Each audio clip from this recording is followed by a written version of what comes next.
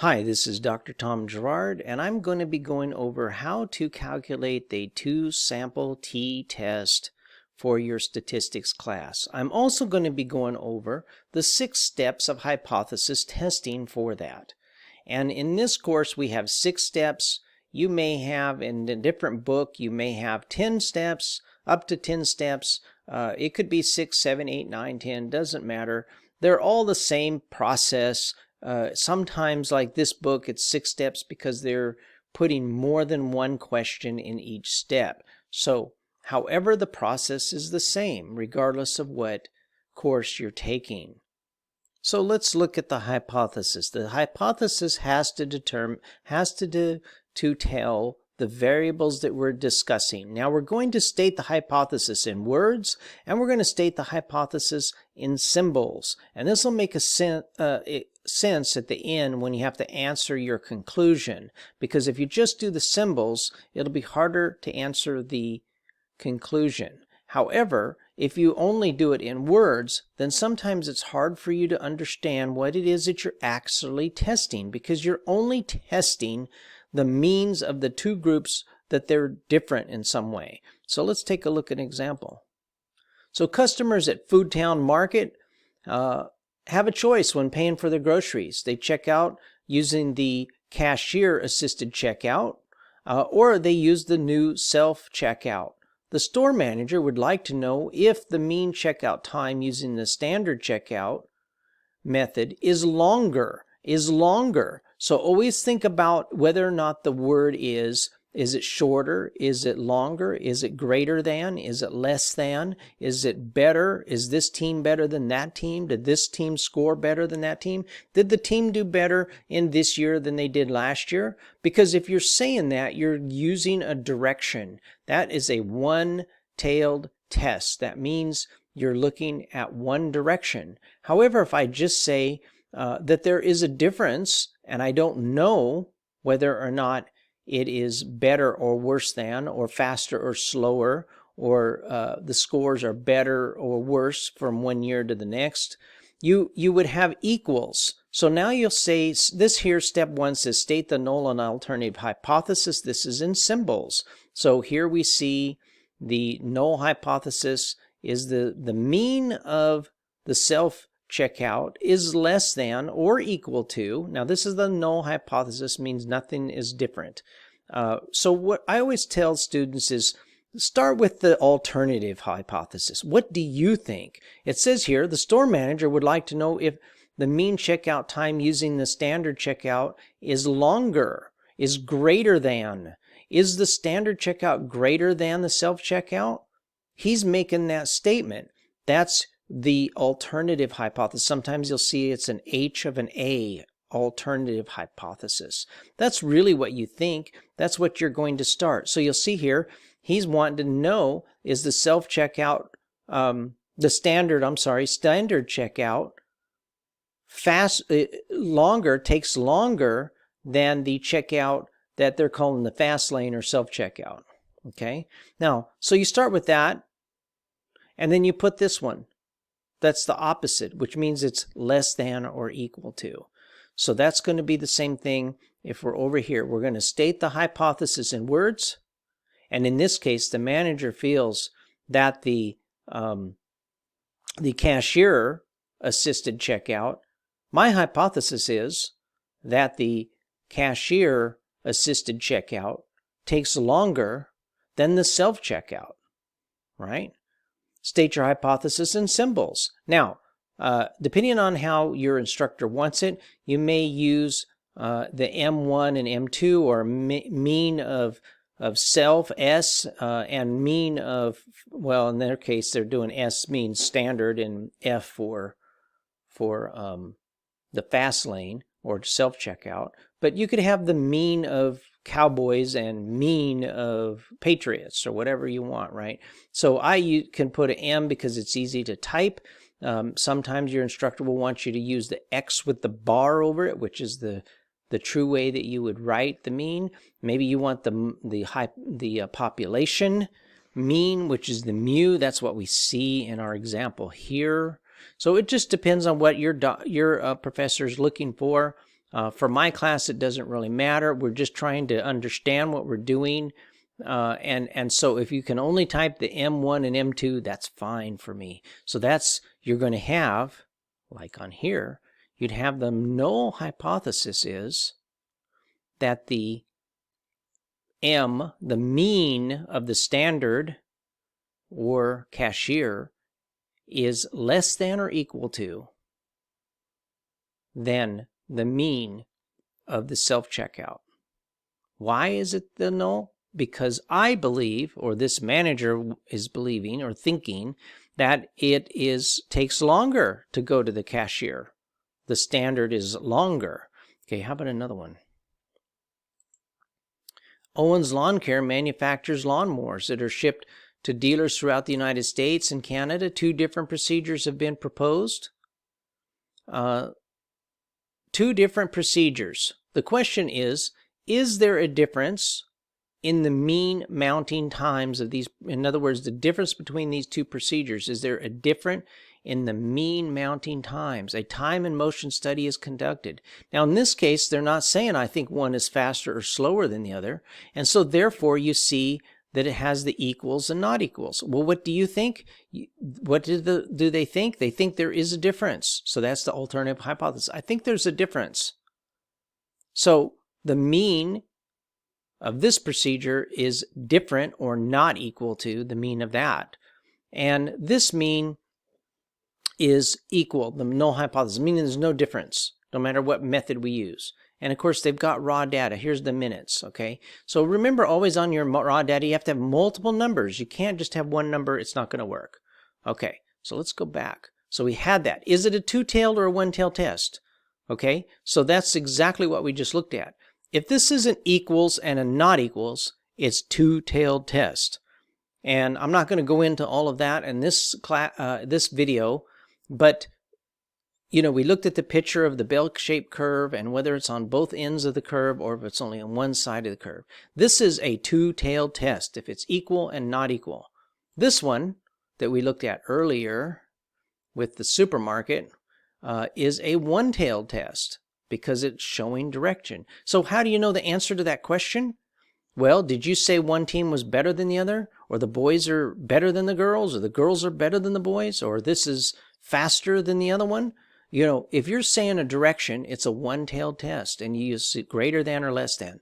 If you have on your alternative hypothesis, if you have a 2-tailed test, is if you say, well, I just think there's a difference, but I really don't know necessarily which one I think is the faster way to do this, okay? All right, so let's look at some data, and we're going to answer all these questions. Select the level of significance, alpha equals question mark. We're going to show you how to do that. What test is it, and is it independent or dependent? What is the critical value? What are the means for the sample 1 and the mean standard deviation variance and number of observations for each of the 2 groups?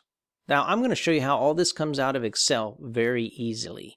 Okay, what is the pooled variance? Compute the test statistic. That's the one that we said. What is the test statistic up here? Number 3. What is the numerical value of that once we calculate it? Number 10. Is the test statistic in the rejection region? Okay. Do you reject the null hypothesis or fail to reject the null hypothesis? We're going to see how you answer that. What is the p-value? Also, all this is given in Excel. I'm going to show you how to do that. What is the p-value? What is your conclusion? Okay. Do you reject or the null hypothesis or fail to reject the null hypothesis? The answer to this question is going to tell you your conclusion, right? Describe your conclusion. Be sure to reference your original hypothesis. So again, remember, why are we doing up here, state your hypothesis in words? Because down here, you're going to use that same language, right? Okay, let's go to some numbers. Okay, so we got some raw data. We got we got 2 groups here. Doesn't matter what we're studying, really. The process is the same. We got some scores. Here, we got, I don't know how many this is, but we've got, and we'll see here in a minute, it's going to calculate it for us really easily.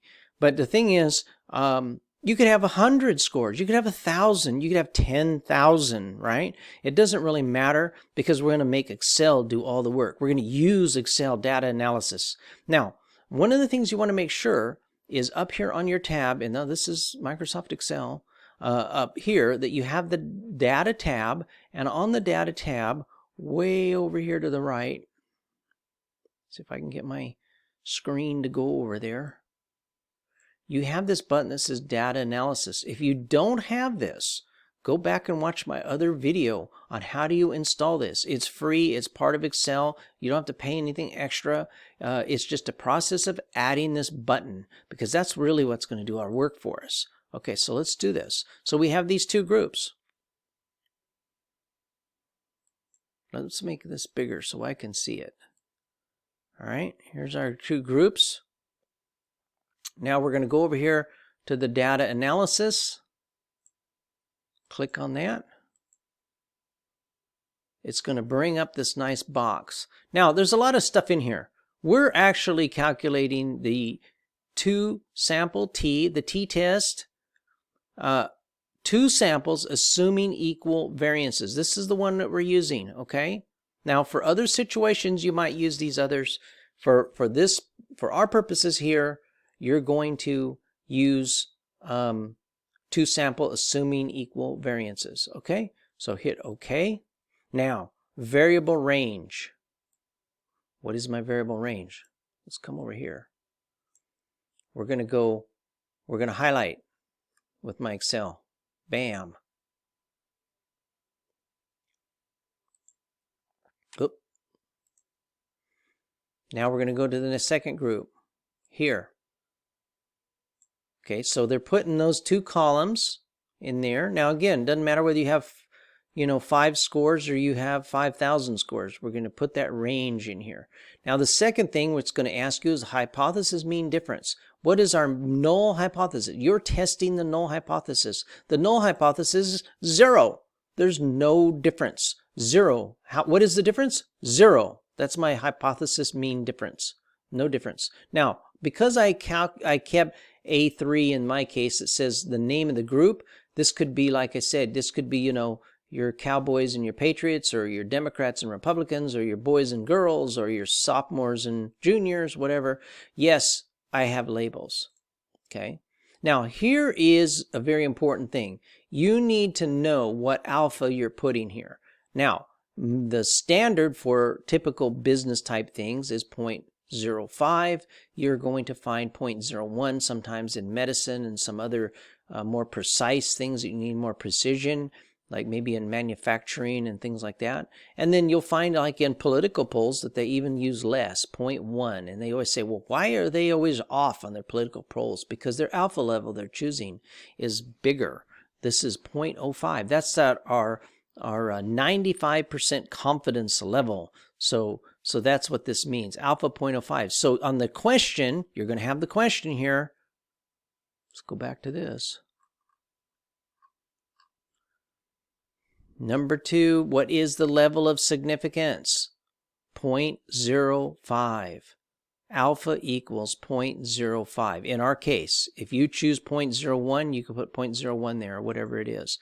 For our case, we're going to use 0.05. That's the answer to that question number 2. Now I'm going to put it right here. Output range, I'm going to put it right here in, let's just put it right here where I can see it.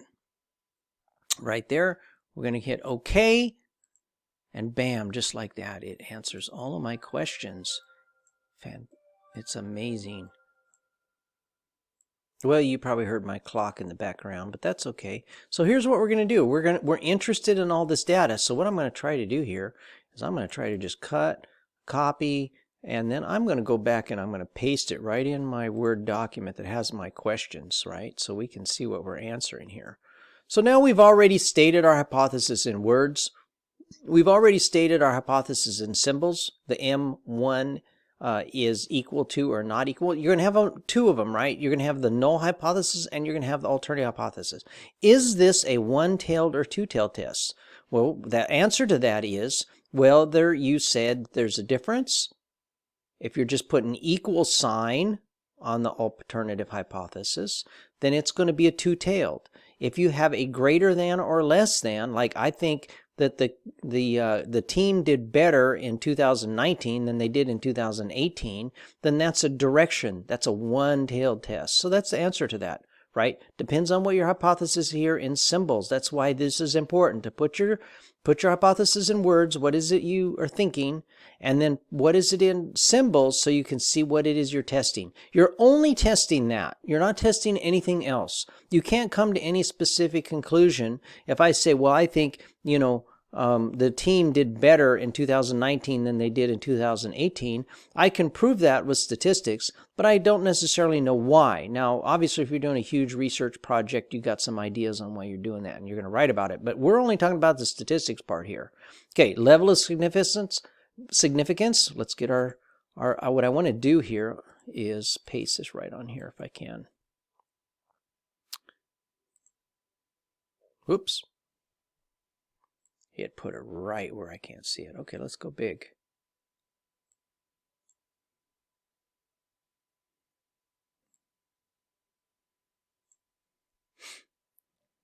So here we go. Here's our spreadsheet. Is it two-tailed or one-tailed? We've got that answer. Select the level of significance. We chose 0.05. Question 5. What test and is it independent or dependent? Well, we're using a t-test, a two-sample assuming equal variances t-test. Is it independent or dependent? Well, it depends. Are these two completely different groups? Are they Republicans, Democrats, boys and girls? That is independent. They're two different groups. If this is Dallas Cowboys for 2018 and this is the Cowboys for 19, it's dependent. It's the same group, right? It's just different times.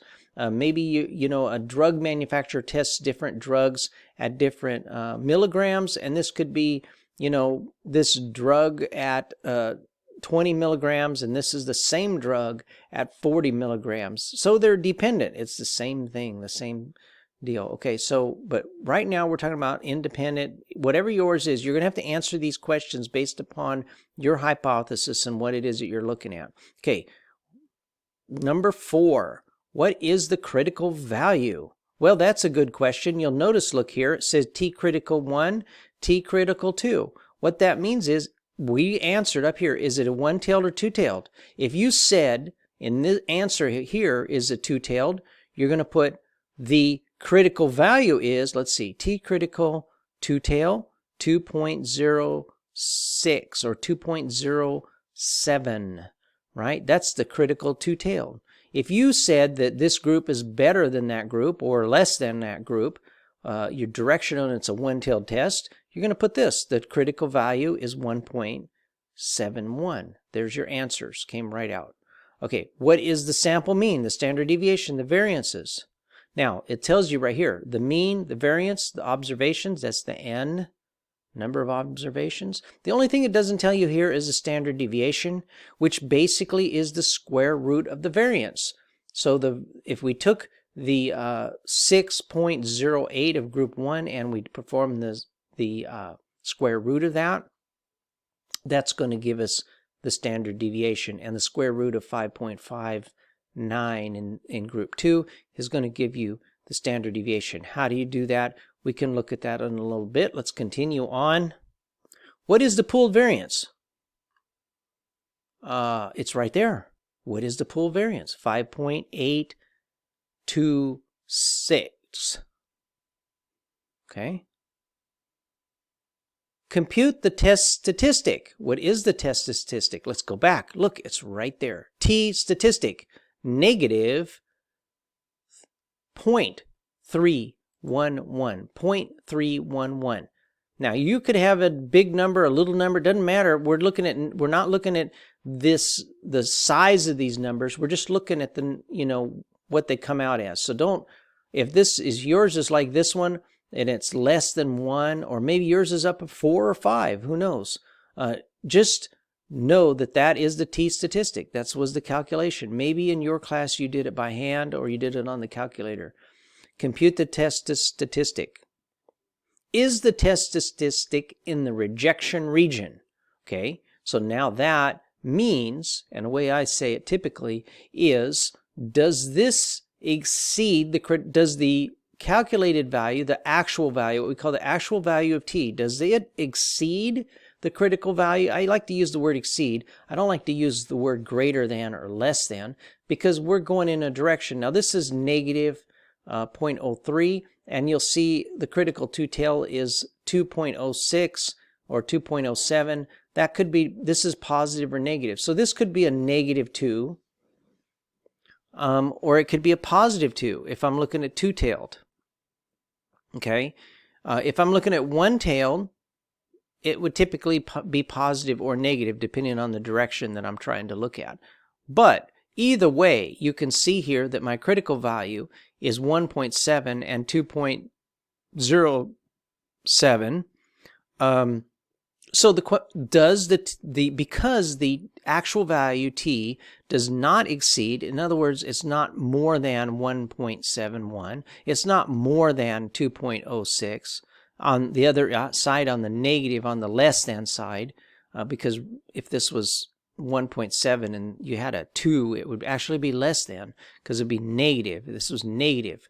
It's okay, but we'd be saying, is negative 3.31 actually beyond or less than negative 1.17 or negative 2.06? Well, it's not, right? It doesn't reach that. It's not even 1. It's not negative 1. It's not positive 1. So it doesn't even come close. So what does that mean? Is the statistic in the rejection region? No. It's not. In this particular example, it's not in the rejection region because it is not exceeding a plus or minus 1.7 or a plus or minus 2.06. Okay?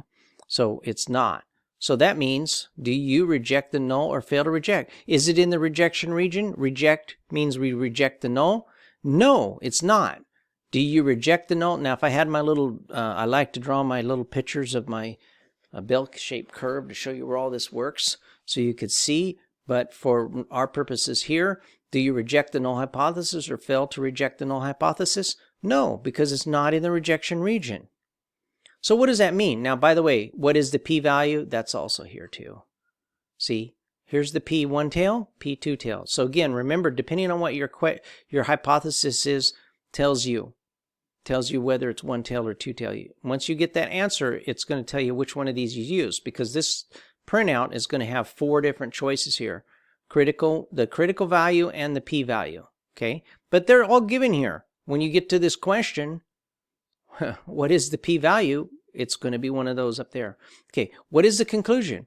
Well, we didn't reject the null hypothesis, so really our conclusion is, describe your conclusion. Be sure to reference your original hypothesis. You only tested the hypothesis and nothing else.